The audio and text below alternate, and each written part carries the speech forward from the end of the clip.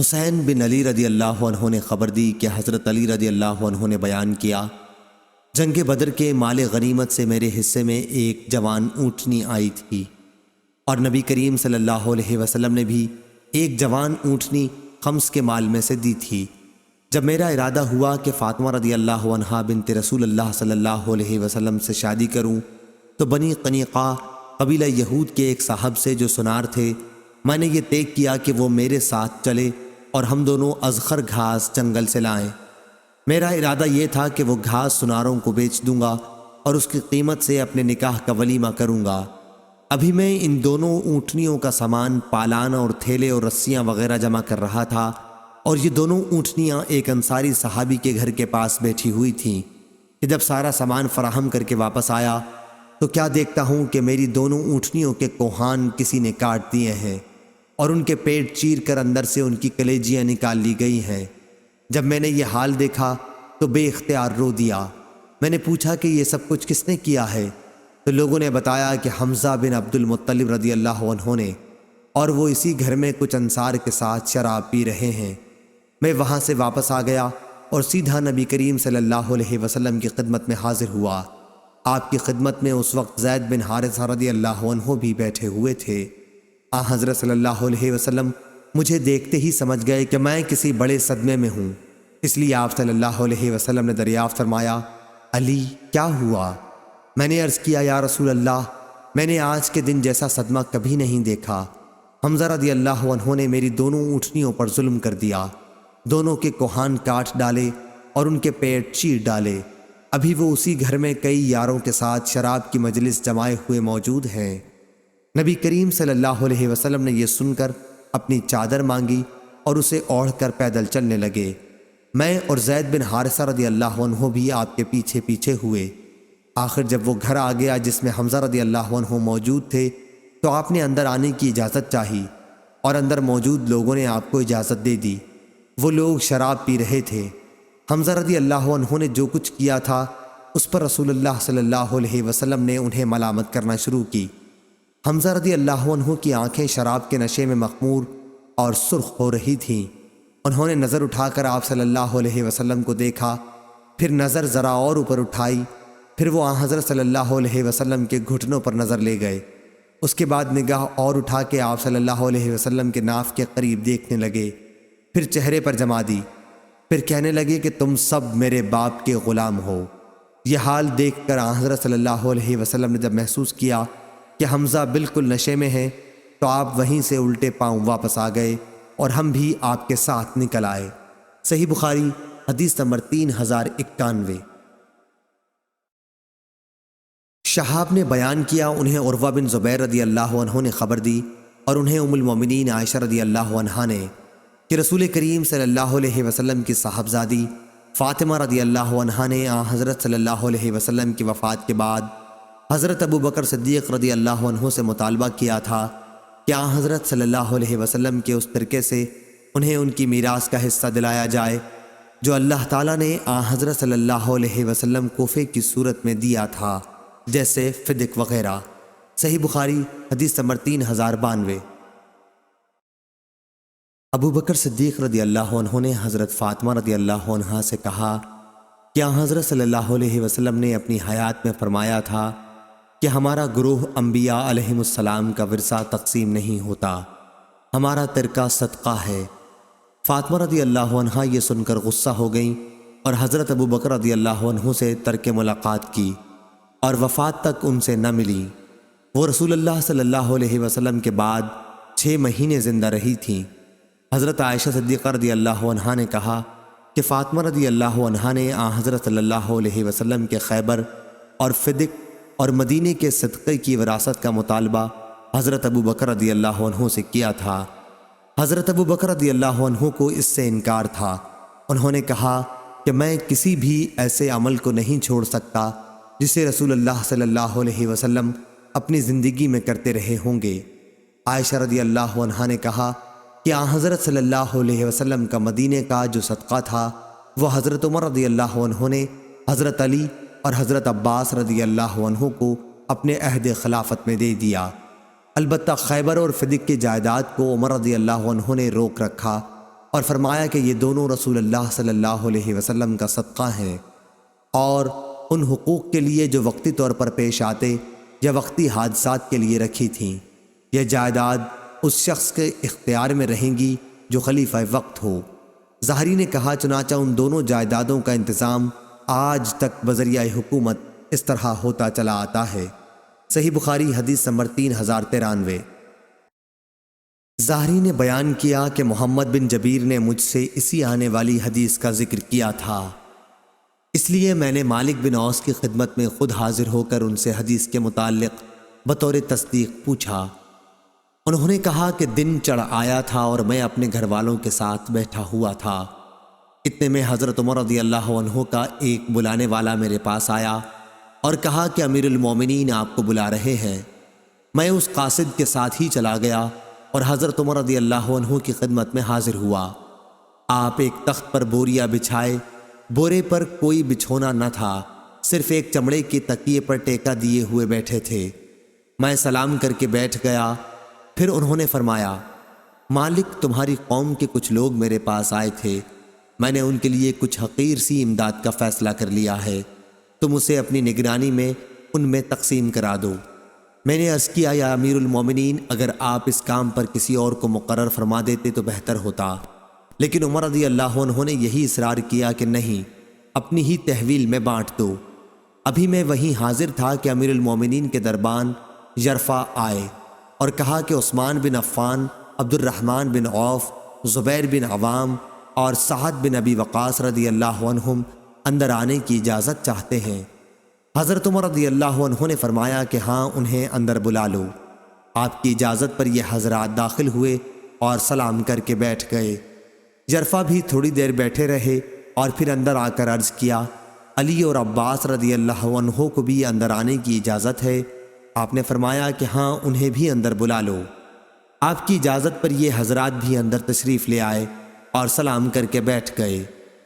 عباس رضی اللہ عنہ نے کہا، یا امیر المومنین، میرا اور ان کا فیصلہ کر دیجئے۔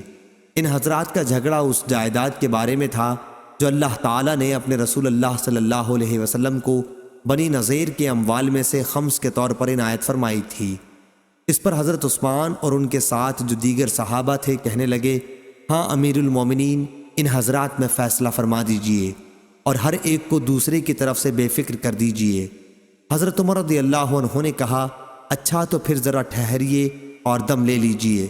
میں آپ لوگوں سے اس اللہ کی قسم دے کر پوچھتا ہوں جس کے حکم سے آسمان اور زمین قائم ہے، کیا آپ لوگوں کو معلوم ہے کہ رسول اللہ صلی اللہ علیہ وسلم نے فرمایا تھا کہ ہم پیغمبروں کا کوئی وارث نہیں ہوتا، جو کچھ ہم انبیاء چھوڑ کر جاتے ہیں وہ صدقہ ہوتا ہے، جس سے آن حضرت صلی اللہ علیہ وسلم کی مراد خود اپنی ذات گرامی بھی تھی۔ ان حضرات نے تصدیق کی کہ جی ہاں، بے شک آن حضرت صلی اللہ علیہ وسلم نے یہ فرمایا تھا۔ اب حضرت عمر رضی اللہ عنہ علی اور عباس رضی اللہ عنہ کی طرف مخاطب ہوئے، ان سے پوچھا، میں آپ حضرات کو اللہ کی قسم دیتا ہوں، کیا آپ حضرات کو بھی معلوم ہے کہ آن حضرت صلی اللہ علیہ وسلم نے ایسا فرمایا ہے یا نہیں؟ انہوں نے بھی اس کی تصدیق کی کہ آن حضرت صلی اللہ علیہ وسلم نے بے شک ایسا فرمایا ہے۔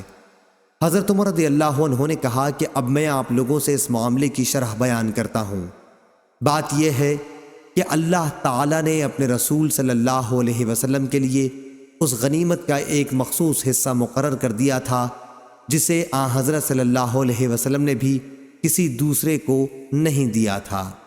پھر آپ نے اس آیت کی تلاوت فرمائی، وما افاء اللہ علی رسولہم منہم سے اللہ تعالیٰ کے ارشاد قدیر تک، اور وہ حصہ آن حضرت صلی اللہ علیہ وسلم کے لیے خاص رہا، مگر قسم اللہ کی یہ جائیداد آن حضرت صلی اللہ علیہ وسلم نے تم کو چھوڑ کر اپنے لیے جوڑ نہ رکھی، نہ خاص اپنے خرچ میں لائے، بلکہ تم ہی لوگوں کو دیں اور تمہارے ہی کاموں میں خرچ کیں۔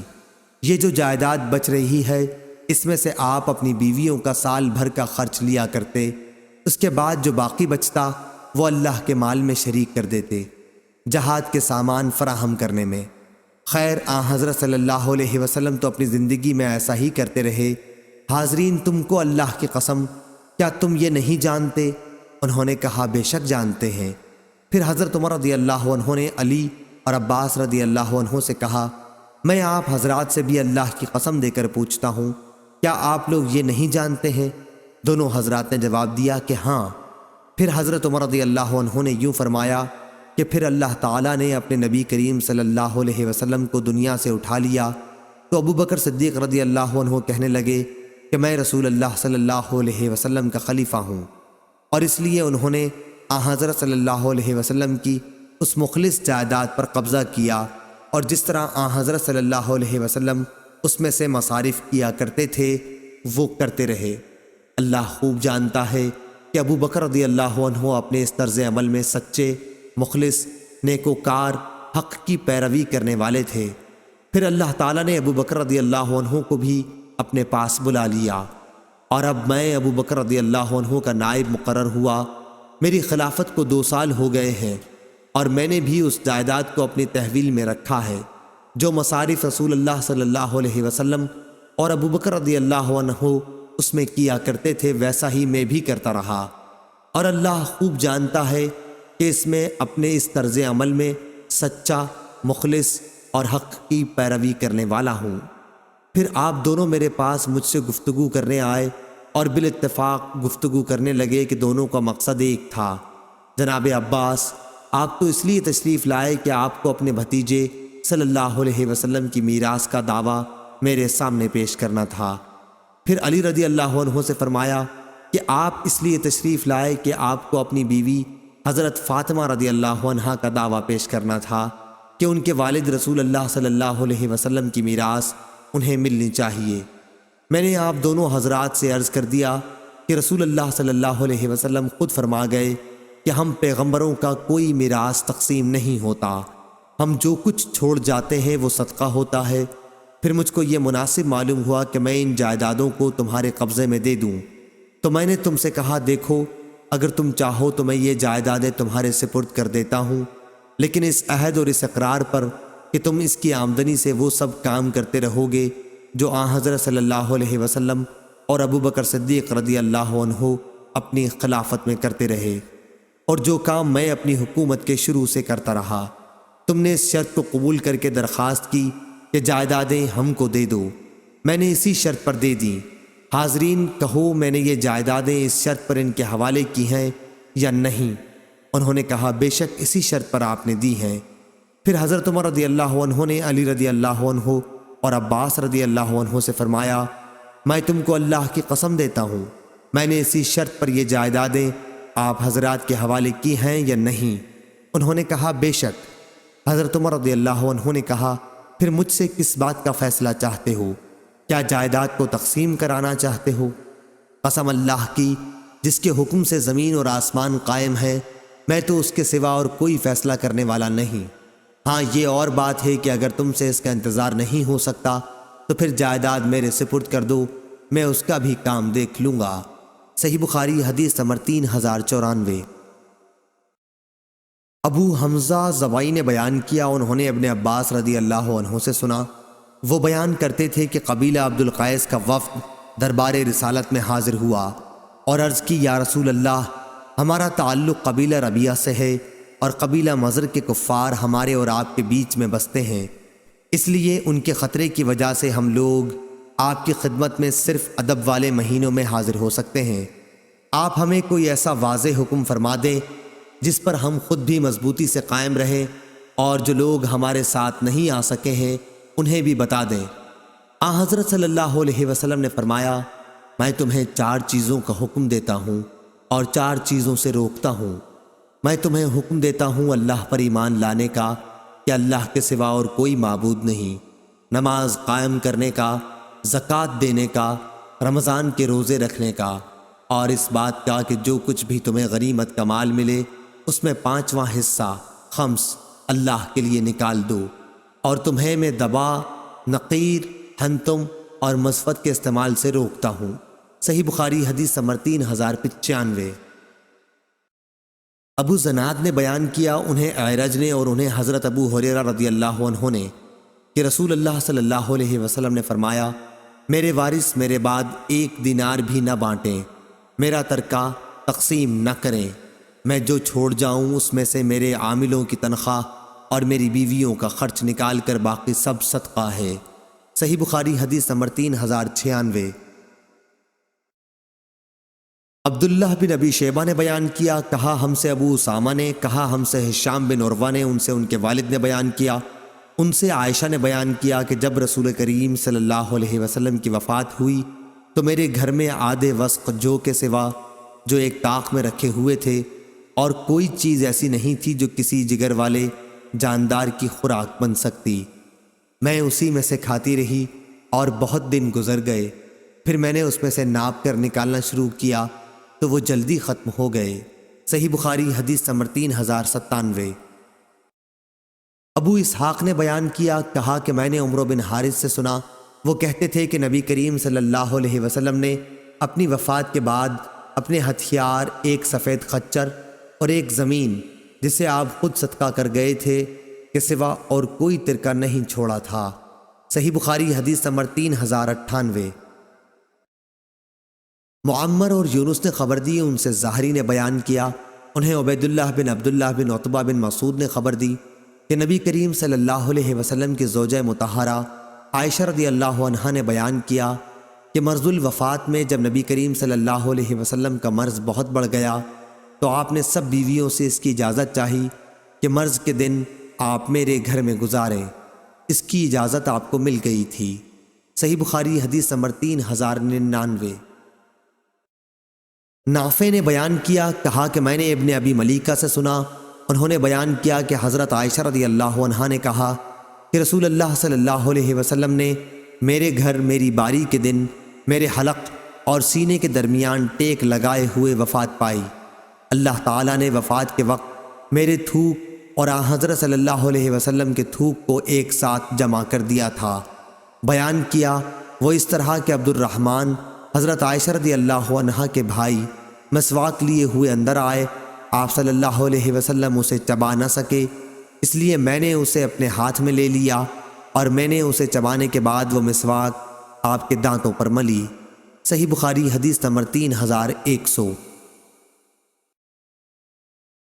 عبد الرحمن بن خالد نے بیان کیا، ان سے ابن شہاب نے، ان سے حضرت علی بن حسین زین العابدین نے کہ نبی کریم صلی اللہ علیہ وسلم کی زوجہ مطہرہ حضرت صفیہ رضی اللہ عنہا نے انہیں خبر دی کہ وہ نبی کریم صلی اللہ علیہ وسلم کی خدمت میں ملنے کے لیے حاضر ہوئیں۔ حضرت صلی اللہ علیہ وسلم رمضان کے آخری عشرہ کا مسجد میں اعتکاف کیے ہوئے تھے، پھر وہ واپس ہونے کے لیے اٹھیں تو حضرت صلی اللہ علیہ وسلم بھی ان کے ساتھ اٹھے۔ جب حضرت صلی اللہ علیہ وسلم اپنی زوجہ مطہرہ حضرت ام سلمہ رضی اللہ عنہا کے دروازے کے قریب پہنچے جو مسجد نبوی کے دروازے سے ملا ہوا تھا، تو دو انصاری صحابی اسید بن حضیر رضی اللہ عنہ اور عباد بن بشر رضی اللہ عنہ وہاں سے گزرے اور حضرت صلی اللہ علیہ وسلم کو انہوں نے سلام کیا اور آگے بڑھنے لگے، لیکن حضرت صلی اللہ علیہ وسلم نے ان سے فرمایا، ذرا ٹھہر جاؤ، میرے ساتھ میری بیوی صفیہ رضی اللہ عنہا ہے، یعنی کوئی دوسرا نہیں۔ ان دونوں نے عرض کیا، سبحان اللہ یا رسول اللہ۔ ان حضرات پر آپ کا یہ فرمانا بڑا شاق گزرا کہ حضرت صلی اللہ علیہ وسلم نے اس پر فرمایا کہ شیطان انسان کے اندر اس طرح دوڑتا رہتا ہے جیسے جسم میں خون دوڑتا ہے، مجھے یہی خطرہ ہوا کہ کہیں تمہارے دلوں میں بھی کوئی وسوسہ پیدا نہ ہو جائے۔ صحیح بخاری حدیث نمبر 3101۔ انس بن عیاض نے بیان کیا، ان سے عبید اللہ عمری نے، ان سے محمد بن یحییٰ بن حبان نے، ان سے واسع بن حبان نے اور ان سے عبداللہ بن عمر رضی اللہ عنہ نے بیان کیا کہ میں ام المومنین حفصہ رضی اللہ عنہا کے گھر کے اوپر چڑھا تو دیکھا کہ نبی کریم صلی اللہ علیہ وسلم قضائے حاجت کر رہے تھے۔ آپ صلی اللہ علیہ وسلم کی پیٹھ قبلے کی طرف تھی اور چہرہ مبارک شام کی طرف تھا۔ صحیح بخاری حدیث نمبر 3102۔ ہشام نے بیان کیا، ان سے ان کے باپ نے بیان کیا اور ان سے عائشہ رضی اللہ عنہا نے بیان کیا کہ رسول اللہ صلی اللہ علیہ وسلم جب عصر کی نماز پڑھتے تو دھوپ ابھی ان کے حجرے میں باقی رہتی تھی۔ صحیح بخاری حدیث نمبر 3103۔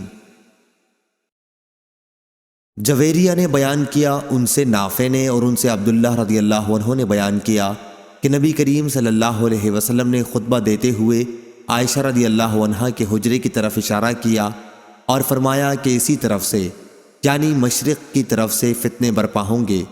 3 مرتبہ آپ صلی اللہ علیہ وسلم نے فرمایا کہ یہیں سے شیطان کا سر نمودار ہوگا۔ صحیح بخاری حدیث نمبر 3104۔ امام مالک بن انس نے خبر دی، انہیں عبداللہ بن ابی بکر نے، انہیں عمرہ بنت عبد الرحمن نے اور انہیں عائشہ رضی اللہ عنہا نے خبر دی کہ رسول کریم صلی اللہ علیہ وسلم ان کے گھر میں موجود تھے۔ اچانک انہوں نے سنا کہ کوئی صاحب حفصہ رضی اللہ عنہا کے گھر میں اندر آنے کی اجازت مانگ رہے ہیں۔ عائشہ رضی اللہ عنہا نے بیان کیا کہ میں نے عرض کیا کہ یا رسول اللہ، آپ دیکھتے نہیں یہ شخص کے گھر میں جانے کی اجازت مانگ رہا ہے؟ حضرت صلی اللہ علیہ وسلم نے اس پر فرمایا کہ میرا خیال ہے یہ فلاں صاحب ہیں۔ حفصہ رضی اللہ عنہا کے رضائی چچا، رضاعت بھی ان تمام چیزوں کو احرام کر دیتی ہے جنہیں ولادت حرام کرتی ہے۔ صحیح بخاری حدیث نمبر 3105۔ محمد بن عبداللہ انصاری نے بیان کیا، کہا کہ مجھ سے میرے والد عبداللہ نے بیان کیا، ان سے ثمامہ نے اور ان سے انس رضی اللہ عنہ نے، کہ جب ابو بکر رضی اللہ عنہ خلیفہ ہوئے تو انہوں نے ان کو یعنی انس رضی اللہ عنہ کو بحرین عامل بنا کر بھیجا اور ایک پروانہ لکھ کر ان کو دیا اور اس پر نبی کریم صلی اللہ علیہ وسلم کی انگوٹھی کی مہر لگائی۔ مہر مبارک پر 3 سطریں کندہ تھیں، ایک سطر میں محمد، دوسری میں رسول، تیسری میں اللہ کندہ تھا۔ صحیح بخاری حدیث نمبر 3106۔ عیسیٰ بن تہمان نے بیان کیا، انہوں نے کہا کہ انس بن مالک رضی اللہ عنہ نے ہمیں 2 پرانے جوتے نکال کر دکھائے جن میں 2 تسمے لگے ہوئے تھے۔ اس کے بعد پھر ثابت بنانی نے مجھ سے انس رضی اللہ عنہ سے بیان کیا کہ وہ دونوں جوتے نبی کریم صلی اللہ علیہ وسلم کے تھے۔ صحیح بخاری حدیث نمبر 3107۔ ایوب سختیانی نے بیان کیا، ان سے حمید بن ہلال نے اور ان سے ابو بردہ بن ابو موسیٰ نے بیان کیا کہ عائشہ رضی اللہ عنہا نے ہمیں ایک پیوند لگی ہوئی چادر نکال کر دکھائی اور بتلایا کہ اسی کپڑے میں نبی کریم صلی اللہ علیہ وسلم کی روح قبض ہوئی تھی۔ اور سلیمان بن مغیرہ نے حمید سے بیان کیا، انہوں نے ابو بردہ سے اتنا زیادہ بیان کیا کہ عائشہ رضی اللہ عنہا نے یمن کی بنی ہوئی ایک موٹی ازار تہبند اور ایک کمبل، انہی کمبلوں میں سے جن کو تم ملبد یعنی موٹا پیوندار کہتے ہو، ہمیں نکال کر دکھائی۔ صحیح بخاری حدیث نمبر 3108۔ عبدان نے بیان کیا، ان سے ابو حمزہ نے، ان سے عاصم نے، ان سے ابن سیرین نے اور ان سے انس بن مالک رضی اللہ عنہ نے کہ نبی کریم صلی اللہ علیہ وسلم کا پانی پینے کا پیالہ ٹوٹ گیا تو آپ نے ٹوٹی ہوئی جگہوں کو چاندی کی زنجیر سے جوڑوا لیا۔ عاصم کہتے ہیں کہ میں نے وہ پیالہ دیکھا ہے اور اس میں میں نے پانی بھی پیا ہے۔ صحیح بخاری حدیث نمبر 3109۔ یعقوب بن ابراہیم نے بیان کیا، کہا ہم سے میرے والد نے بیان کیا، ان سے ولید بن کثیر نے، ان سے محمد بن عمرو بن حلحلہ دولی نے، ان سے ابن شہاب نے، ان سے علی بن حسین زین العابدین رحمہ اللہ نے بیان کیا کہ جب ہم سب حضرات حسین بن علی رضی اللہ عنہ کی شہادت کے بعد یزید بن معاویہ کے یہاں سے مدینہ منورہ تشریف لائے تو مسعور بن مخرمہ رضی اللہ عنہ نے آپ سے ملاقات کی اور کہا اگر آپ کو کوئی ضرورت ہو تو مجھے حکم فرما دیجئے۔ حضرت زین العابدین نے بیان کیا کہ میں نے کہا مجھے کوئی ضرورت نہیں ہے۔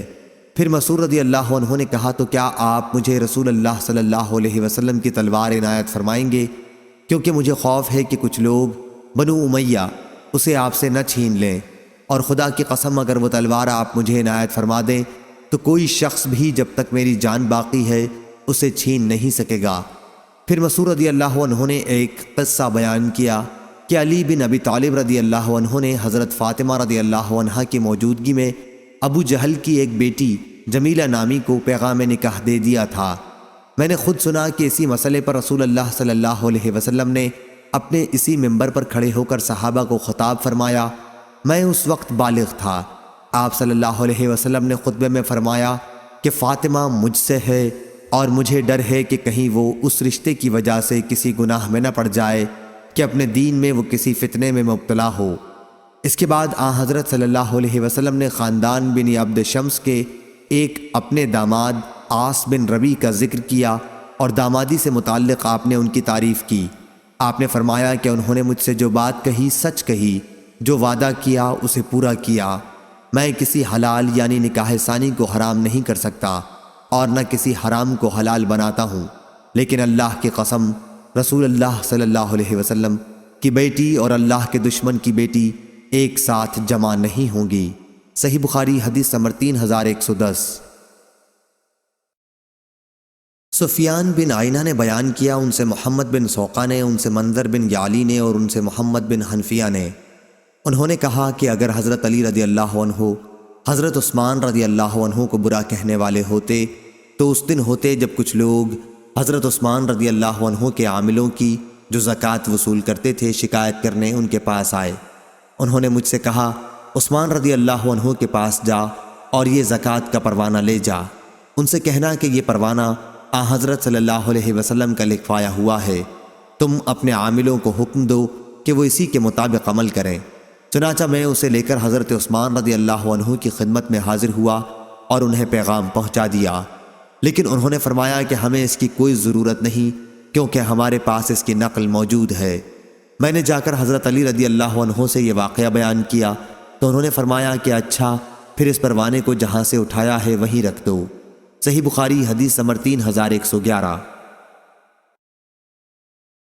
سفیان نے بیان کیا، انہوں نے کہا ہم سے محمد بن سوقہ نے کہا کہ میں نے منظر ثوری سے سنا، وہ محمد بن حنفیہ سے بیان کرتے تھے کہ میرے والد علی رضی اللہ عنہ نے مجھ کو کہا کہ یہ پروانہ عثمان رضی اللہ عنہ کو لے جا کر دے آؤ، اس میں زکوٰۃ سے متعلق رسول اللہ صلی اللہ علیہ وسلم کے بیان کردہ احکامات درج ہیں۔ صحیح بخاری حدیث نمبر 3112۔ حکم نے خبر دی، کہا کہ میں نے ابن ابی لیلہ سے سنا، کہا مجھ سے حضرت علی رضی اللہ عنہ نے بیان کیا کہ حضرت فاطمہ رضی اللہ عنہا کو چکی پیسنے کی بہت تکلیف ہوتی، پھر انہیں معلوم ہوا کہ رسول اللہ صلی اللہ علیہ وسلم کے پاس کچھ قیدی آئے ہیں، اس لیے وہ بھی ان میں سے ایک لونڈی یا غلام کی درخواست لے کر حاضر ہوئیں، لیکن حضرت صلی اللہ علیہ وسلم موجود نہیں تھے۔ وہ حضرت عائشہ رضی اللہ عنہا سے اس کے متعلق کہہ کر واپس چلی آئیں۔ پھر جب حضرت صلی اللہ علیہ وسلم تشریف لائے تو حضرت عائشہ رضی اللہ عنہا نے آپ صلی اللہ علیہ وسلم کے سامنے ان کی درخواست پیش کر دی۔ حضرت علی رضی اللہ عنہ کہتے ہیں کہ اسے سن کر حضرت صلی اللہ علیہ وسلم ہمارے یہاں رات ہی کو تشریف لائے۔ جب ہم اپنے بستروں پر لیٹ چکے تھے، جب ہم نے حضرت صلی اللہ علیہ وسلم کو دیکھا تو ہم کھڑے ہونے لگے، تو آپ صلی اللہ علیہ وسلم نے فرمایا کہ جس طرح ہو ویسے ہی لیٹے رہو۔ پھر آپ صلی اللہ علیہ وسلم میرے اور فاطمہ رضی اللہ عنہ کے بیچ میں بیٹھ گئے اور اتنے قریب ہو گئے کہ میں نے آپ صلی اللہ علیہ وسلم کے دونوں قدموں کی ٹھنڈک اپنے سینے پر پائی۔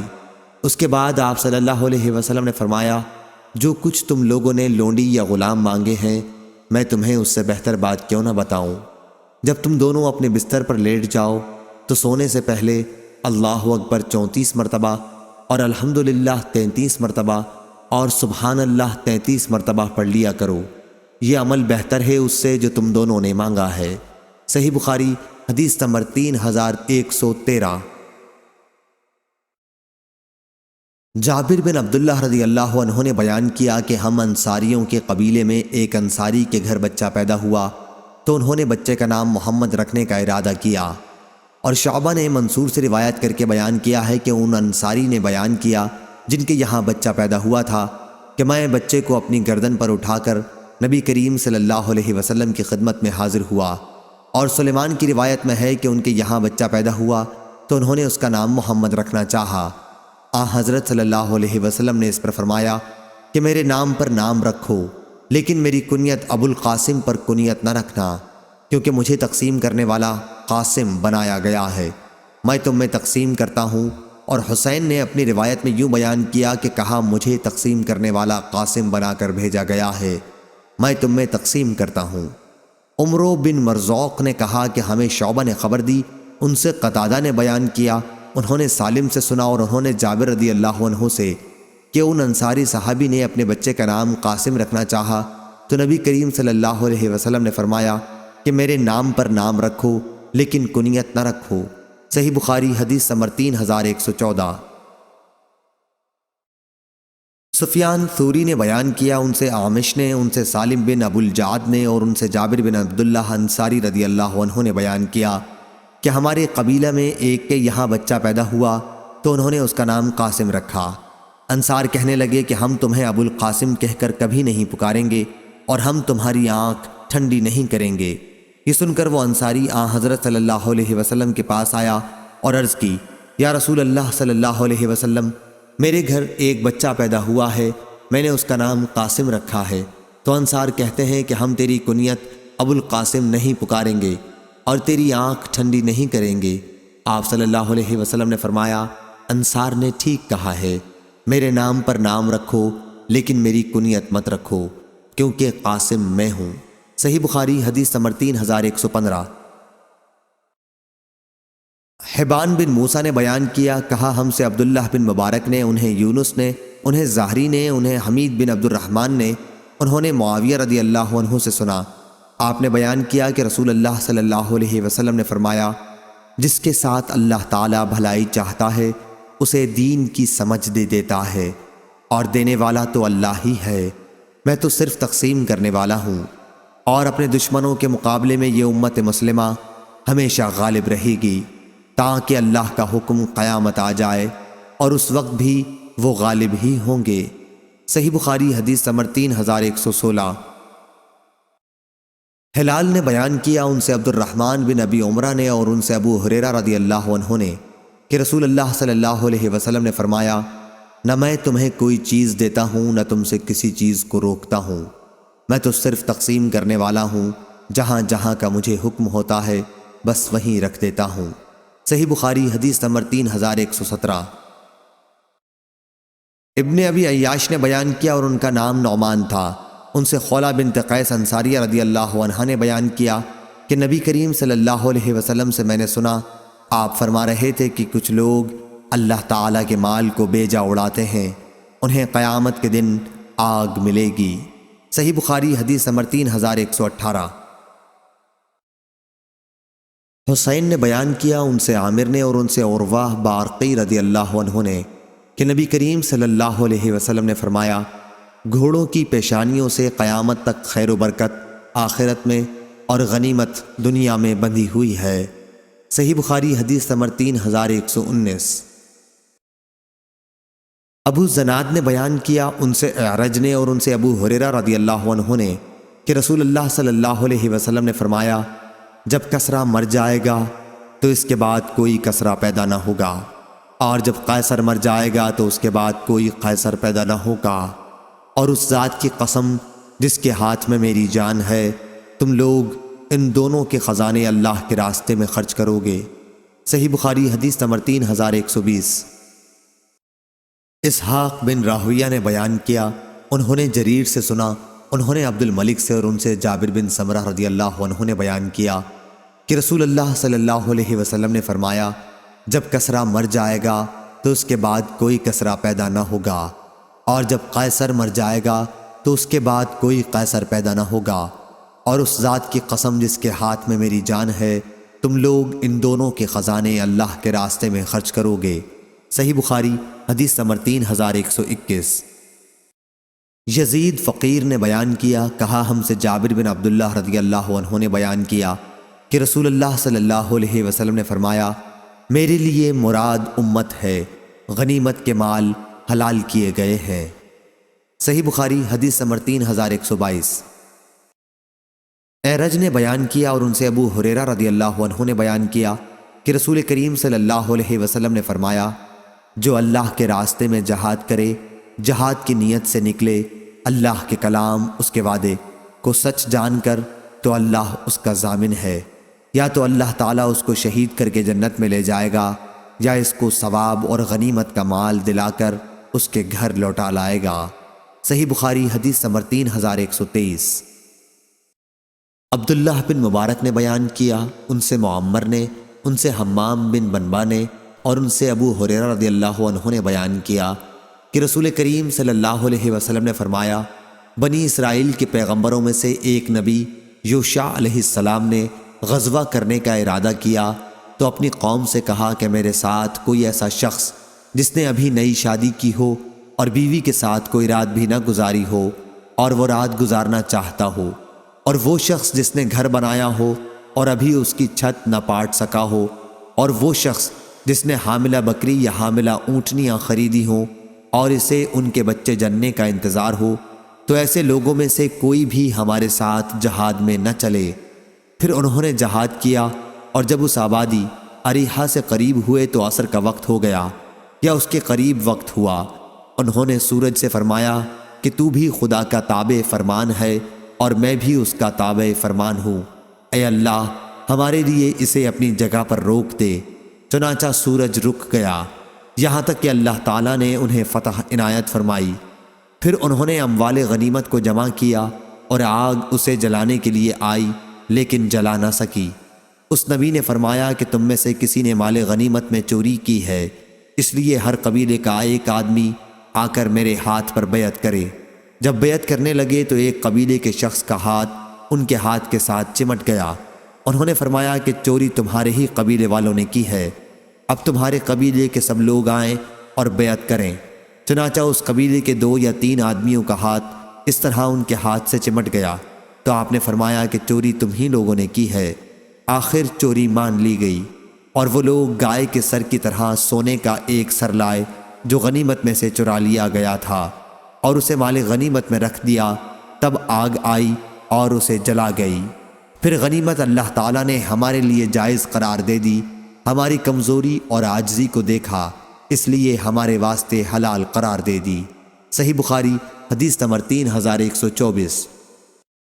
عبد الرحمن بن مہدی نے خبر دی، انہیں امام مالک نے، انہیں زید بن اسلم نے، انہیں ان کے والد نے، کہ عمر رضی اللہ عنہ نے فرمایا اگر مسلمانوں کی آنے والی نسلوں کا خیال نہ ہوتا تو جو شہر بھی فتح ہوتا میں اسے فاتحوں میں اسی طرح تقسیم کر دیا کرتا جس طرح نبی کریم صلی اللہ علیہ وسلم نے خیبر کی تقسیم کی تھی۔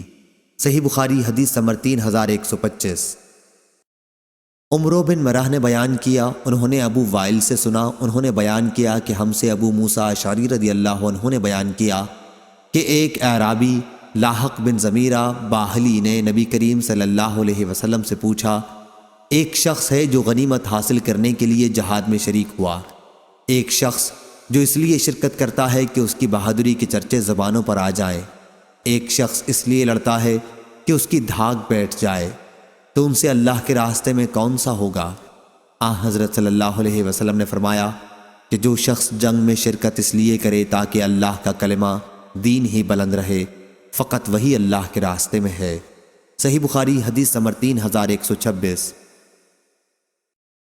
حماد بن زید نے بیان کیا، ان سے ایوب سختیانی نے اور ان سے عبداللہ بن ابی ملیکہ نے کہ نبی کریم صلی اللہ علیہ وسلم کی خدمت میں دیباج کی کچھ قبائیں تحفے کے طور پر آئی تھیں جن میں سونے کی گھنڈیاں لگی ہوئی تھیں، انہیں حضرت صلی اللہ علیہ وسلم نے اپنے اصحاب میں تقسیم فرما دیا اور ایک قبا مخرمہ بن نوفل رضی اللہ عنہ کے لیے رکھ لی۔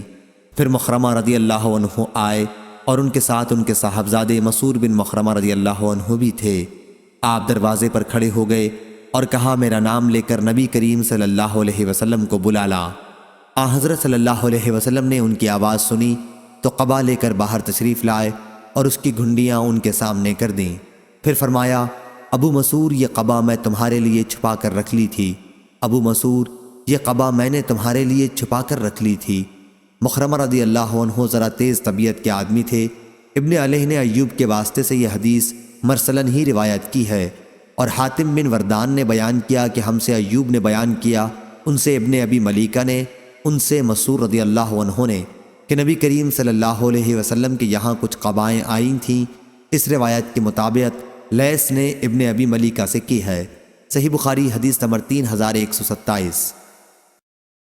معتمر نے بیان کیا، ان سے ان کے باپ سلیمان نے، انہوں نے انس بن مالک رضی اللہ عنہ سے سنا، انہوں نے بیان کیا کہ صحابہ انصار کچھ کھجور کے درخت نبی کریم صلی اللہ علیہ وسلم کی خدمت میں بطور تحفہ دے دیا کرتے تھے۔ جب اللہ تعالیٰ نے بنو قریظہ اور بنو نذیر کے قبائل پر فتح دی تو حضرت صلی اللہ علیہ وسلم اس کے بعد اس طرح کے ہدایہ واپس فرما دیا کرتے تھے۔ صحیح بخاری حدیث نمبر 3128۔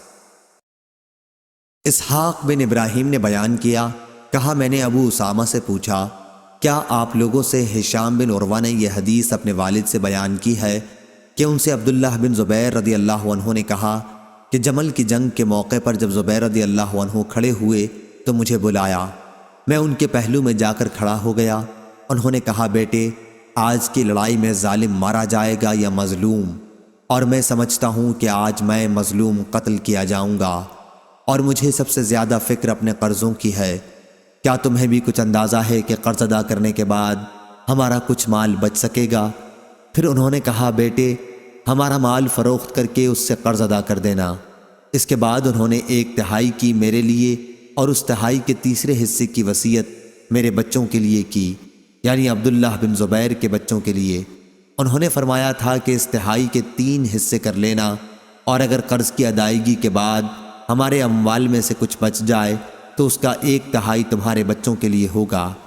ہشام راوی نے بیان کیا کہ عبداللہ رضی اللہ عنہ کے بعض لڑکے زبیر رضی اللہ عنہ کے لڑکوں کے ہم عمر تھے، جیسے خبیب اور عباد، اور زبیر رضی اللہ عنہ کے اس وقت 9 لڑکے اور 9 لڑکیاں تھیں۔ عبداللہ بن زبیر رضی اللہ عنہ نے بیان کیا کہ پھر زبیر رضی اللہ عنہ مجھے اپنے قرض کے سلسلے میں وصیت کرنے لگے اور فرمانے لگے کہ بیٹا اگر قرض ادا کرنے سے عاجز ہو جائے تو میرے مالک و مولا سے اس میں مدد چاہنا۔ عبداللہ رضی اللہ عنہ نے بیان کیا کہ قسم اللہ کی میں ان کی بات نہ سمجھ سکا۔ میں نے پوچھا کہ بابا آپ کے مولا کون ہیں؟ انہوں نے فرمایا کہ اللہ پاک۔ عبداللہ رضی اللہ عنہ نے بیان کیا قسم اللہ کی قرض ادا کرنے میں جو بھی دشواری سامنے آئی تو میں نے اسی طرح دعا کی کہ اے زبیر کے مولا ان کی طرف سے ان کا قرض ادا کرا دے، اور ادائیگی کی صورت پیدا ہو جاتی تھی۔ چنانچہ جب زبیر رضی اللہ عنہ اسی موقع پر شہید ہو گئے تو انہوں نے ترکے میں درہم و دینار نہیں چھوڑے، بلکہ ان کا ترکہ کچھ تو اراضی کی صورت میں تھا اور اسی میں غابہ کی زمین بھی شامل تھی۔ 11 مکانات مدینہ میں تھے، 2 مکان بصرہ میں تھے، 1 مکان کوفہ میں تھا اور 1 مصر میں تھا۔ عبداللہ نے بیان کیا کہ ان پر جو اتنا سارا قرض ہو گیا تھا اس کی صورت یہ ہوئی تھی کہ جب ان کے پاس کوئی شخص اپنا مال لے کر امانت رکھنے آتا تو آپ اسے کہتے کہ نہیں، البتہ اسی صورت میں رکھ سکتا ہوں کہ یہ میرے ذمے بطور قرض رہے، کیونکہ مجھے اس کے ضائع ہو جانے کا بھی خوف ہے۔ حضرت زبیر رضی اللہ عنہ کسی علاقے کے امیر کبھی نہیں بنے تھے، نہ وہ خراج وصول کرنے پر کبھی مقرر ہوئے اور نہ کوئی دوسرا عہدہ انہوں نے قبول کیا۔ البتہ انہوں نے رسول اللہ صلی اللہ علیہ وسلم کے ساتھ اور ابو بکر و عمر اور عثمان رضی اللہ عنہم کے ساتھ جہادوں میں شرکت کی تھی۔ عبداللہ بن زبیر رضی اللہ عنہ نے کہا کہ جب میں نے اس رقم کا حساب کیا جو ان پر قرض تھی تو اس کی تعداد 22 لاکھ تھی۔ بیان کیا کہ پھر حکیم بن حزام رضی اللہ عنہ عبداللہ بن زبیر رضی اللہ عنہ سے ملے تو دریافت فرمایا بیٹے میرے دینی بھائی پر کتنا قرض رہ گیا ہے؟ عبداللہ رضی اللہ عنہ نے چھپانا چاہا اور کہہ دیا کہ 1 لاکھ۔ اس پر حکیم نے کہا قسم اللہ کی میں تو نہیں سمجھتا کہ تمہارے پاس موجود سرمایے سے یہ قرض ادا ہو سکے گا۔ عبداللہ نے اب کہا کہ اگر قرض کی تعداد 22 لاکھ ہوئی پھر آپ کی کیا رائے ہوگی؟ انہوں نے فرمایا پھر تو یہ قرض تمہاری برداشت سے بھی باہر ہے، خیر اگر کوئی دشواری پیش آئے تو مجھ سے کہنا۔ عبداللہ نے بیان کیا کہ حضرت زبیر نے غابہ کی جائیداد 1,70,000 میں خریدی تھی، لیکن عبداللہ نے وہ 16 لاکھ میں بیچی۔ پھر انہوں نے اعلان کیا کہ حضرت زبیر رضی اللہ عنہ پر جس کا قرض ہو وہ غابہ میں آ کر ہم سے مل لے۔ چنانچہ عبداللہ بن جعفر بن ابی طالب رضی اللہ عنہ آئے، ان کا زبیر پر 4 لاکھ روپیہ چاہیے تھا۔ انہوں نے تو یہی پیشکش کی کہ اگر تم چاہو تو میں یہ قرض چھوڑ سکتا ہوں، لیکن عبداللہ رضی اللہ عنہ نے کہا کہ نہیں۔ پھر انہوں نے کہا کہ اگر تم چاہو میں سارے قرض کی ادائیگی کے بعد لے لوں گا۔ عبداللہ نے اس پر بھی یہی کہا کہ تاخیر کی بھی کوئی ضرورت نہیں۔ آخر انہوں نے کہا کہ پھر اس زمین میں میرے حصے کا قطع مقرر کر دو۔ عبداللہ نے کہا کہ آپ اپنے قرض میں یہاں سے یہاں تک لے لیجئے۔ راوی نے بیان کیا کہ زبیر کی جائیداد اور مکانات وغیرہ بیچ کر ان کا قرض ادا کر دیا گیا اور سارے قرض کی ادائیگی ہو گئی۔ غابہ کی جائیداد میں 4.5 حصے ابھی بک نہیں سکے تھے، اس لیے عبداللہ رضی اللہ عنہ معاویہ رضی اللہ عنہ کے یہاں شام تشریف لے گئے۔ وہاں عمرو بن عثمان، منذر بن زبیر اور ابن زما بھی موجود تھے۔ معاویہ نے ان سے دریافت کیا کہ غابہ کی جائیداد کی قیمت کتنی طے ہوئی؟ انہوں نے بتایا کہ ہر حصے کی قیمت 1 لاکھ طے پائی تھی۔ معاویہ نے دریافت کیا کہ اب باقی کتنے حصے رہ گئے ہیں؟ انہوں نے بتایا کہ 4.5 حصے۔ اس پر منذر بن زبیر نے کہا 1 حصہ 1 لاکھ میں لے لیتا ہوں۔ عمر بن عثمان نے کہا کہ 1 حصہ 1 لاکھ میں لے لیتا ہوں۔ ابن زماں نے کہا کہ 1 حصہ 1 لاکھ میں لے لیتا ہوں۔ اس کے بعد معاویہ رضی اللہ عنہ نے پوچھا کہ اب کتنے حصے باقی بچے ہیں؟ انہوں نے کہا کہ 1.5 حصہ۔ معاویہ نے کہا کہ پھر اسے میں 1.5 لاکھ میں لے لیتا ہوں۔ بیان کیا کہ عبداللہ بن جعفر نے اپنا حصہ بعد میں معاویہ رضی اللہ عنہ کو 6 لاکھ میں بیچ دیا۔ پھر جب عبداللہ بن زبیر رضی اللہ عنہ قرض کی ادائیگی کر چکے تو زبیر رضی اللہ عنہ کی اولاد نے کہا کہ اب ہماری میراث تقسیم کر دیجئے، لیکن عبداللہ رضی اللہ عنہ نے فرمایا کہ ابھی تمہاری میراث اس وقت تک تقسیم نہیں کر سکتا جب تک 4 سال تک ایام حج میں اعلان نہ کرا لوں کہ جس شخص کا بھی زبیر رضی اللہ عنہ پر قرض ہو وہ ہمارے پاس آئے اور قرض لے جائے۔ راوی نے بیان کیا کہ عبداللہ رضی اللہ عنہ نے اب ہر سال ایام حج میں اس کا اعلان کرانا شروع کیا، اور جب 4 سال گزر گئے تو عبداللہ نے ان کو میراث تقسیم کی۔ راوی نے بیان کیا کہ زبیر رضی اللہ عنہ کی 4 بیویاں تھیں اور عبداللہ رضی اللہ عنہ نے وصیت کے مطابق 1/3 حصہ بچی ہوئی رقم میں سے نکال لیا تھا۔ پھر بھی ہر بیوی کے حصے میں 12 لاکھ کی رقم آئی، اور کل جائیداد حضرت زبیر رضی اللہ عنہ کی 5 کروڑ 2 لاکھ ہوئی۔ صحیح بخاری حدیث نمبر 3129۔ عثمان بن موہب نے بیان کیا اور ان سے ابن عمر رضی اللہ عنہ نے کہ حضرت عثمان رضی اللہ عنہ بدر کی لڑائی میں شریک نہ ہو سکے تھے۔ ان کے نکاح میں رسول کریم صلی اللہ علیہ وسلم کی ایک صاحبزادی تھیں اور وہ بیمار تھیں۔ ان سے نبی کریم صلی اللہ علیہ وسلم نے فرمایا کہ تمہیں بھی اتنا ہی ثواب ملے گا جتنا بدر میں شریک ہونے والے کسی شخص کو، اور اتنا ہی حصہ بھی ملے گا۔ صحیح بخاری حدیث نمبر 3130۔ ابو قلابہ نے بیان کیا اور ایوب نے ایک دوسری سند کے ساتھ اس طرح روایت کی ہے کہ مجھ سے قاسم بن عاصم کلیبی نے بیان کیا اور کہا کہ قاسم کی حدیث ابو قلابہ کی حدیث کی بنسبت مجھے زیادہ اچھی طرح یاد ہے۔ زہدم سے انہوں نے بیان کیا کہ ہم ابو موسیٰ اشعری رضی اللہ عنہ کی مجلس میں حاضر تھے۔ کھانا لایا گیا اور وہاں مرغی کا ذکر ہونے لگا۔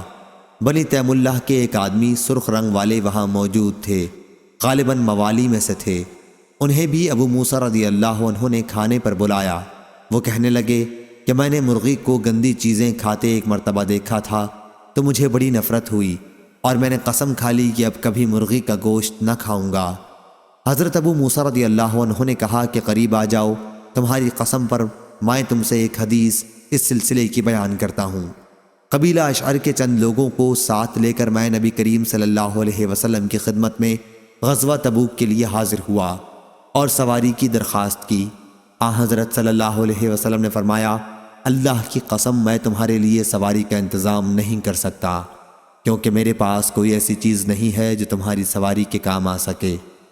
پھر حضرت صلی اللہ علیہ وسلم کی خدمت میں غنیمت کے کچھ اونٹ آئے تو آپ صلی اللہ علیہ وسلم نے ہمارے متعلق دریافت فرمایا اور فرمایا کہ قبیلہ اشعر کے لوگ کہاں ہیں؟ چنانچہ آپ صلی اللہ علیہ وسلم نے 5 اونٹ ہمیں دیے جانے کا حکم صادر فرمایا، خوب موٹے تازے اور فربا۔ جب ہم چلنے لگے تو ہم نے آپس میں کہا کہ جو نامناسب طریقہ ہم نے اختیار کیا اس سے حضرت صلی اللہ علیہ وسلم کے ستیے میں ہمارے لیے کوئی برکت نہیں ہو سکتی۔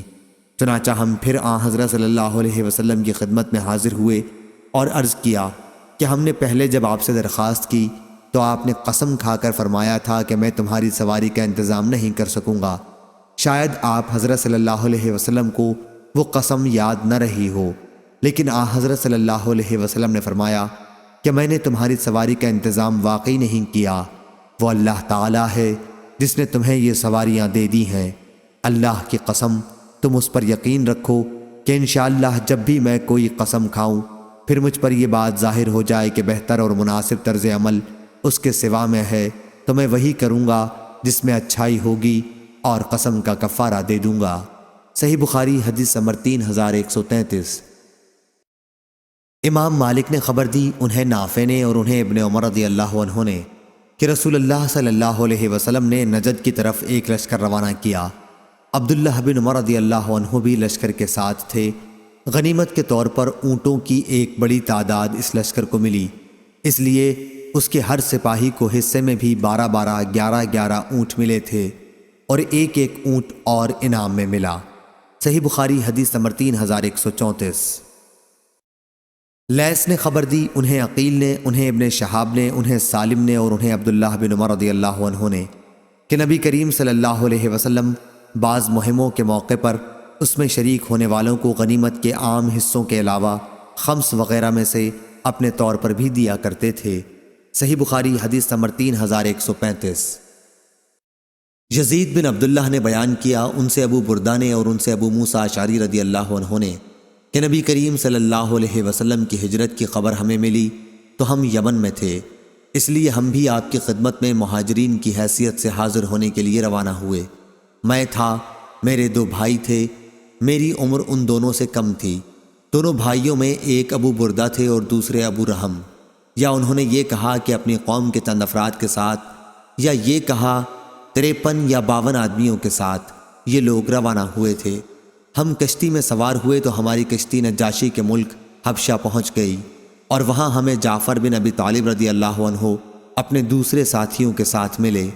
جعفر رضی اللہ عنہ نے کہا کہ رسول کریم صلی اللہ علیہ وسلم نے ہمیں یہاں بھیجا تھا اور حکم دیا تھا کہ ہم یہیں رہیں، اس لیے آپ لوگ بھی ہمارے ساتھ یہیں ٹھہر جائیں۔ چنانچہ ہم بھی وہیں ٹھہر گئے اور پھر سب ایک ساتھ مدینہ حاضر ہوئے۔ جب ہم خدمت نبوی میں پہنچے تو آن حضرت صلی اللہ علیہ وسلم خیبر فتح کر چکے تھے، لیکن آن حضرت صلی اللہ علیہ وسلم نے دوسرے مجاہدوں کے ساتھ ہمارا بھی حصہ مال غنیمت میں لگایا، یا انہوں نے یہ کہا کہ آپ نے غنیمت میں سے ہمیں بھی عطا فرمایا، حالانکہ آپ صلی اللہ علیہ وسلم نے کسی ایسے شخص کا غنیمت میں حصہ نہیں لگایا جو لڑائی میں شریک نہ رہا ہو، صرف انہی لوگوں کو حصہ ملا تھا جو لڑائی میں شریک تھے۔ البتہ ہماری کشتی کے ساتھیوں اور جعفر اور ان کے ساتھیوں کو بھی آپ نے غنیمت میں شریک کیا تھا، حالانکہ ہم لوگ لڑائی میں شریک نہیں ہوئے تھے۔ صحیح بخاری حدیث نمبر 3136۔ سفیان بن عینہ نے کہا، ہم سے محمد بن منقدر نے اور انہوں نے جابر رضی اللہ عنہ سے سنا، آپ نے بیان کیا کہ نبی کریم صلی اللہ علیہ وسلم نے فرمایا تھا کہ جب بحرین سے وصول ہو کر میرے پاس مال آئے گا تو میں تمہیں اس طرح 3 لب دوں گا۔ اس کے بعد حضرت صلی اللہ علیہ وسلم کی وفات ہو گئی اور بحرین کا مال اس وقت تک نہ آیا۔ پھر جب وہاں سے مال آیا تو ابو بکر رضی اللہ عنہ کے حکم سے منادی نے اعلان کیا کہ جس کا بھی نبی کریم صلی اللہ علیہ وسلم پر کوئی قرض ہو یا آپ کا کوئی وعدہ ہو تو ہمارے پاس آئے۔ میں ابو بکر رضی اللہ عنہ کی خدمت میں گیا اور عرض کیا کہ مجھ سے رسول اللہ صلی اللہ علیہ وسلم نے یہ فرمایا تھا، چنانچہ انہوں نے 3 لب بھر کر مجھے دیا۔ سفیان بن عینہ نے اپنے دونوں ہاتھوں سے اشارہ کر کے لب بھرنے کی کیفیت بتائی۔ پھر ہم سے سفیان نے بیان کیا کہ ابن منقدر نے بھی ہم سے اسی طرح بیان کیا تھا، اور ایک مرتبہ سفیان نے سابقہ سند کے ساتھ بیان کیا کہ جابر رضی اللہ عنہ نے کہا کہ میں ابو بکر رضی اللہ عنہ کی خدمت میں حاضر ہوا تو انہوں نے مجھے کچھ نہیں دیا، پھر میں حاضر ہوا اور اس مرتبہ بھی مجھے انہوں نے کچھ نہیں دیا، پھر میں تیسری مرتبہ حاضر ہوا، عرض کیا کہ میں نے ایک مرتبہ آپ سے مانگا اور آپ نے عنایت نہیں فرمایا، دوبارہ مانگا پھر بھی آپ نے عنایت نہیں فرمایا، اور پھر مانگا لیکن آپ نے عنایت نہیں فرمایا۔ اب یا آپ مجھے دیجئے یا پھر میرے بارے میں بخل سے کام لیجئے۔ حضرت ابو بکر رضی اللہ عنہ نے فرمایا کہ تم کہتے ہو کہ میرے معاملے میں بخل سے کام لیتا ہے، حالانکہ تمہیں دینے سے جب بھی میں نے منہ پھیرا تو میرے دل میں یہ بات ہوتی تھی کہ تمہیں کبھی نہ کبھی ضرور دینا ہے۔ سفیان نے بیان کیا کہ ہم سے عمروں نے بیان کیا، ان سے محمد بن علی نے اور ان سے جابر نے، پھر ابو بکر رضی اللہ عنہ نے مجھے 1 لب بھر کر دیا اور فرمایا کہ اسے شمار کر۔ میں نے شمار کیا تو 500 کی تعداد تھی۔ اس کے بعد ابو بکر رضی اللہ عنہ نے فرمایا کہ اتنا ہی 2 مرتبہ اور لے لے، اور ابن المنقدر نے بیان کیا کہ ابو بکر رضی اللہ عنہ نے فرمایا تھا، بخل سے زیادہ بدترین اور کیا بیماری ہو سکتی ہے۔ صحیح بخاری حدیث نمبر 3137۔ عمرو بن دینار نے بیان کیا اور ان سے جابر بن عبداللہ رضی اللہ عنہ نے بیان کیا کہ رسول اللہ صلی اللہ علیہ وسلم مقام جورانہ میں غنیمت تقسیم کر رہے تھے کہ ایک شخص ذوالخویسرہ نے آپ سے کہا، انصاف سے کام لیجئے۔ حضرت صلی اللہ علیہ وسلم نے فرمایا، اگر میں بھی انصاف سے کام نہ لوں تو بدبخت ہوا۔ صحیح بخاری حدیث نمبر 3138۔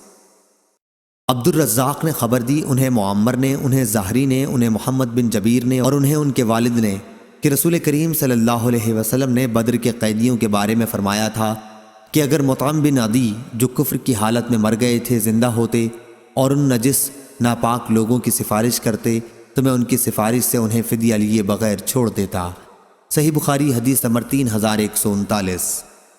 ابن مسیب نے بیان کیا اور ان سے جبیر بن مطعم رضی اللہ عنہ نے بیان کیا کہ میں اور عثمان بن عفان رضی اللہ عنہ رسول اللہ صلی اللہ علیہ وسلم کی خدمت میں حاضر ہوئے اور عرض کیا، یا رسول اللہ، آپ نے بنو مطلب کو تو عنایت فرمایا لیکن ہم کو چھوڑ دیا، حالانکہ ہم کو آپ سے وہی رشتہ ہے جو بنو مطلب کو آپ سے ہے۔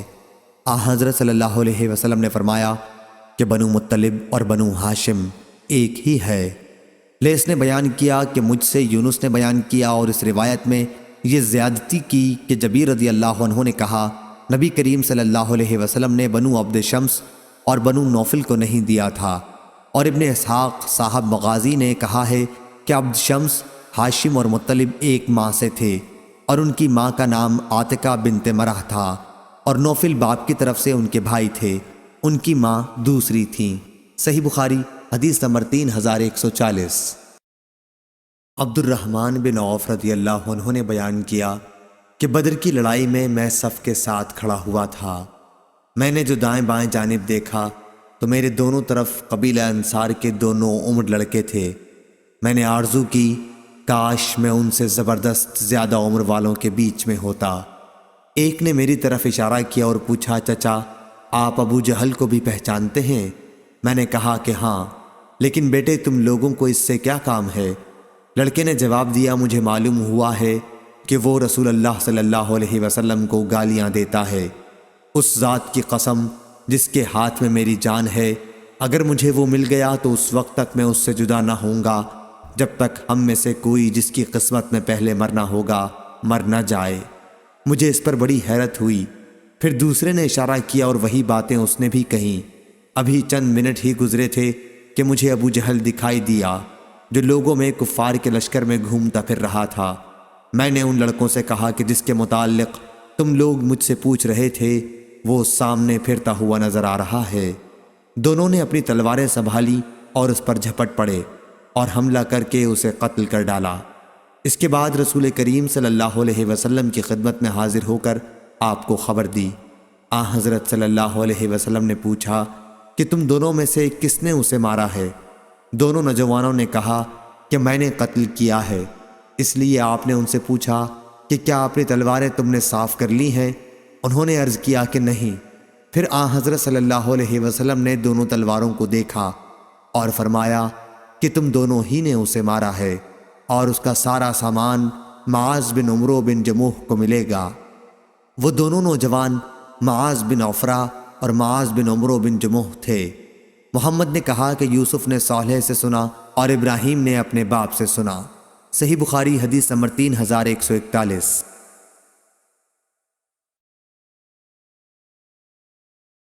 ابو قتادہ رضی اللہ عنہ نے بیان کیا کہ غزوہ حنین کے سال ہم رسول اللہ صلی اللہ علیہ وسلم کے ساتھ روانہ ہوئے۔ پھر جب ہمارا دشمن سے سامنا ہوا تو ابتدا میں اسلامی لشکر ہارنے لگا۔ اتنے میں ہم نے دیکھا کہ مشرکین کے لشکر کا ایک شخص ایک مسلمان کے اوپر چڑھا ہوا ہے۔ اس لیے میں فوراً ہی گھوم پڑا اور اس کے پیچھے سے آ کر تلوار اس کی گردن پر ماری۔ اب وہ شخص مجھ پر ٹوٹ پڑا اور مجھے اتنی زور سے اس نے بھینچا کہ میری روح جیسے قبض ہونے کو تھی۔ آخر جب اس کو موت نے آ دبوچا تب کہیں جا کر اس نے مجھے چھوڑا۔ اس کے بعد مجھے عمر بن خطاب رضی اللہ عنہ ملے تو میں نے ان سے پوچھا کہ مسلمان اب کس حالت میں ہیں؟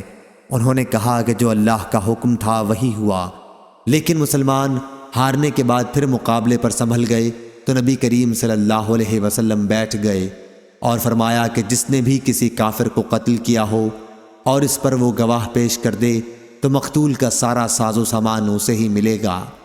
ابو قتادہ نے کہا میں بھی کھڑا ہوا اور میں نے کہا کہ میری طرف سے کون گواہی دے گا، لیکن جب میری طرف سے کوئی نہ اٹھا تو میں بیٹھ گیا۔ پھر دوبارہ حضرت صلی اللہ علیہ وسلم نے فرمایا کہ آج جس نے کسی کافر کو قتل کیا اور اس پر اس کی طرف سے کوئی گواہ بھی ہو تو مقتول کا سارا سامان اسے ملے گا۔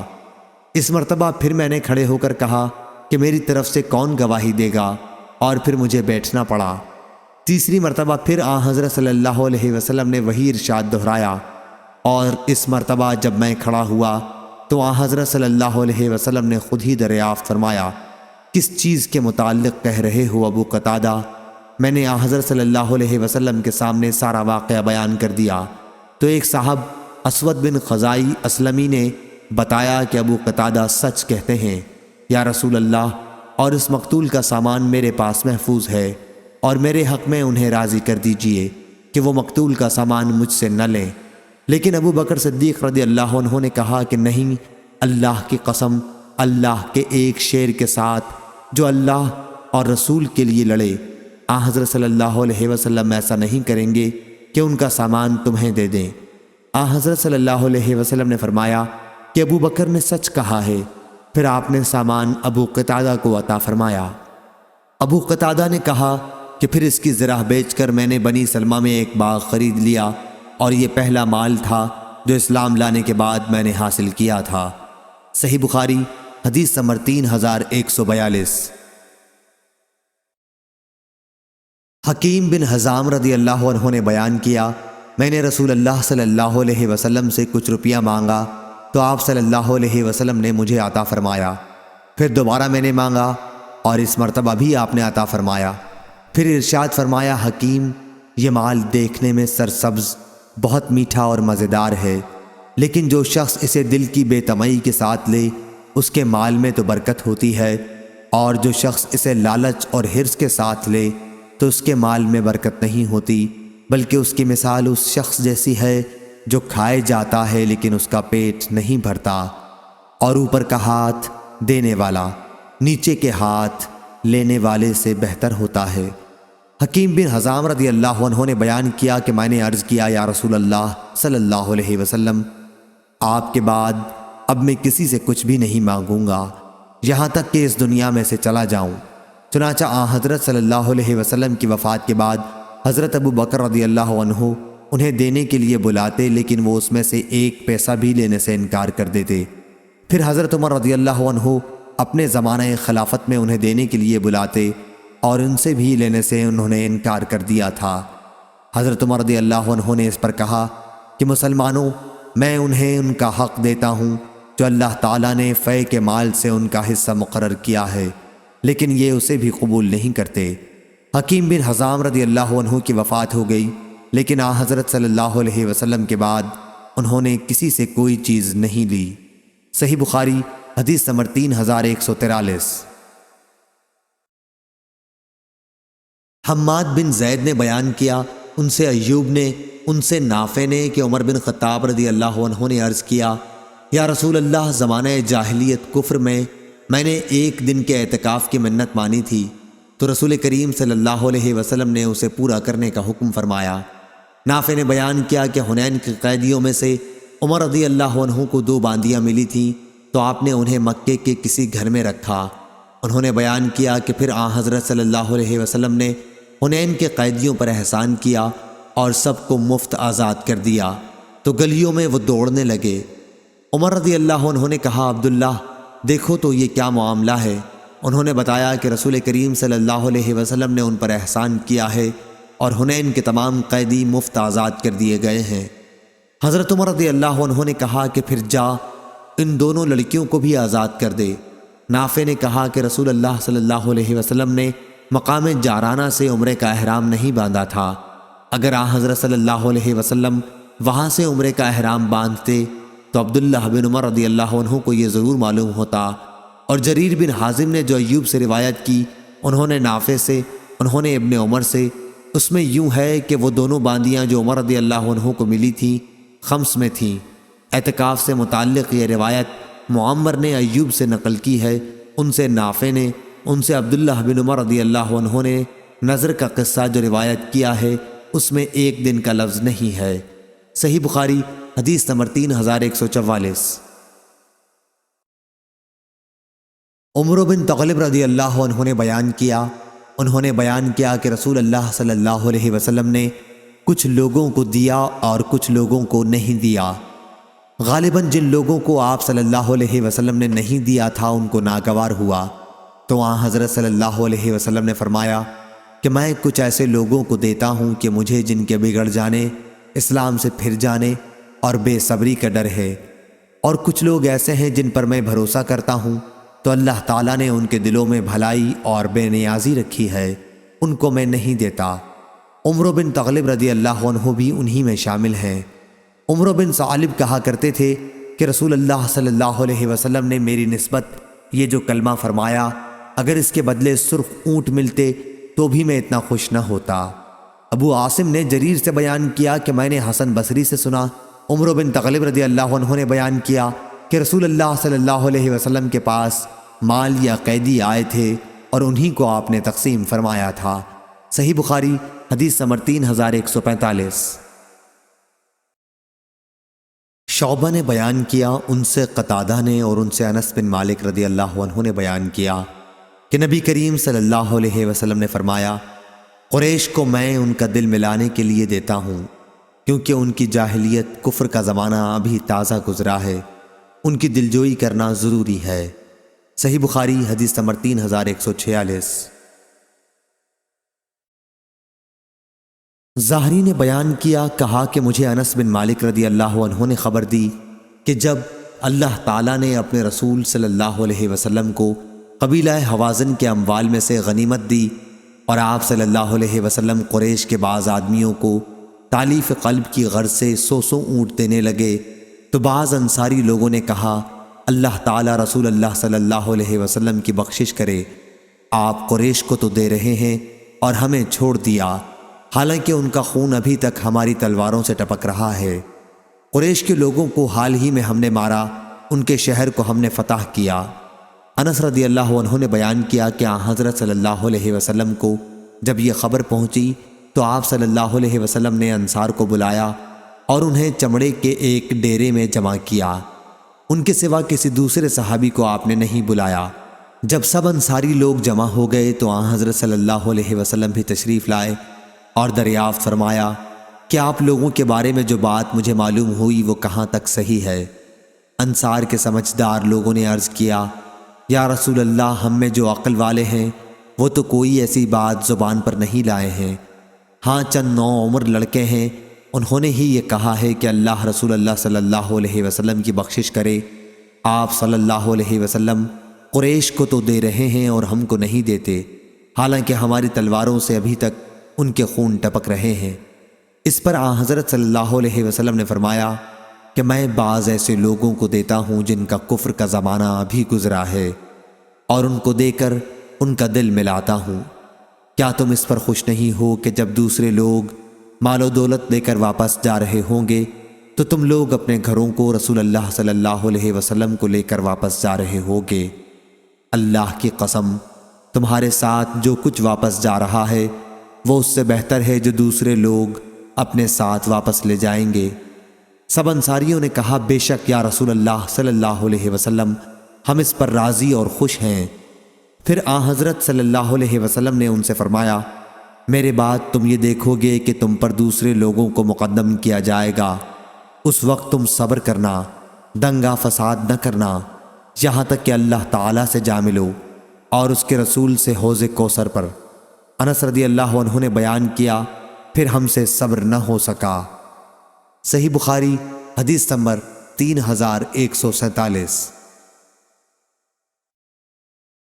شہاب نے بیان کیا کہ مجھے عمر بن محمد بن جبیر بن مطعم نے خبر دی کہ میرے باپ محمد بن جبیر نے کہا، اور انہیں جبیر بن مطعم رضی اللہ عنہ نے خبر دی کہ ہم رسول اللہ صلی اللہ علیہ وسلم کے ساتھ تھے، آپ کے ساتھ اور بھی صحابہ تھے، حنین کے جہاد سے واپسی ہو رہی تھی، راستے میں کچھ بدو آپ سے لپٹ گئے، لوٹ کا مال آپ سے مانگتے تھے، وہ آپ سے ایسا لپٹے کہ آپ کو ایک ببول کے درخت کی طرف دھکیل لے گئے، آپ کی چادر اس میں اٹک کر رہ گئی، اس وقت آپ ٹھہر گئے، آپ نے فرمایا، بھائیو میری چادر تو دے دو، اگر میرے پاس ان کانٹے دار درختوں کی تعداد میں اونٹ ہوتے تو وہ بھی تم میں تقسیم کر دیتا، تم مجھے بخیل، جھوٹا اور بزدل ہرگز نہیں پاؤ گے۔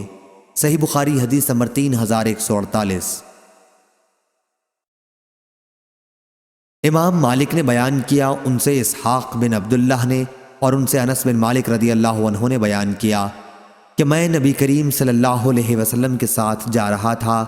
آپ نجران کی بنی ہوئی چوڑے حاشیے کی ایک چادر اڑے ہوئے تھے۔ اتنے میں ایک دیہاتی نے آپ کو گھیر لیا اور زور سے آپ کو کھینچا۔ میں نے آپ کے شانے کو دیکھا، اس پر چادر کے کونے کا نشان پڑ گیا، ایسا کھینچا۔ پھر کہنے لگا، اللہ کا مال جو آپ کے پاس ہے اس میں سے کچھ مجھ کو دلائیے۔ آپ صلی اللہ علیہ وسلم نے اس کی طرف دیکھا اور ہنس دیے۔ پھر آپ صلی اللہ علیہ وسلم نے اسے دینے کا حکم فرمایا۔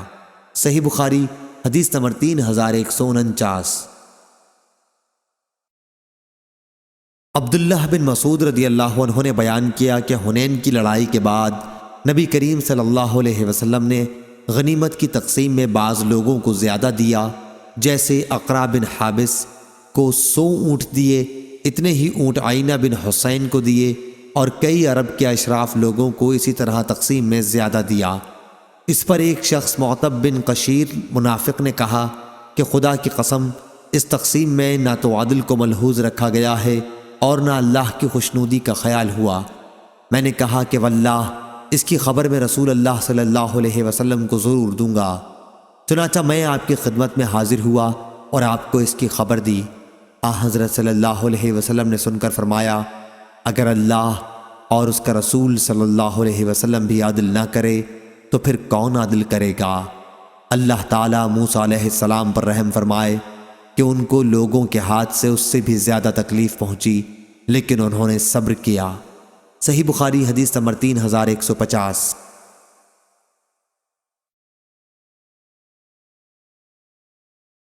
ہشام نے بیان کیا، کہا کہ مجھے میرے والد نے خبر دی، ان سے اسماء بنت ابی بکر رضی اللہ عنہا نے بیان کیا کہ نبی کریم صلی اللہ علیہ وسلم نے زبیر رضی اللہ عنہ کو جو زمین عنایت فرمائی تھی، میں اس میں سے گٹھلیاں سوکھی کھجوریں اپنے سر پر لایا کرتی تھی۔ وہ جگہ میرے گھر سے 2 میل فرسخ کی 2/3 پر تھی۔ ابو زمرہ نے ہشام سے بیان کیا اور انہوں نے اپنے باپ سے مرسلاً بیان کیا کہ نبی کریم صلی اللہ علیہ وسلم نے زبیر رضی اللہ عنہ کو بنی نذیر کے اراضی میں سے ایک زمین مقطع کے طور پر دی تھی۔ صحیح بخاری حدیث نمبر 3151۔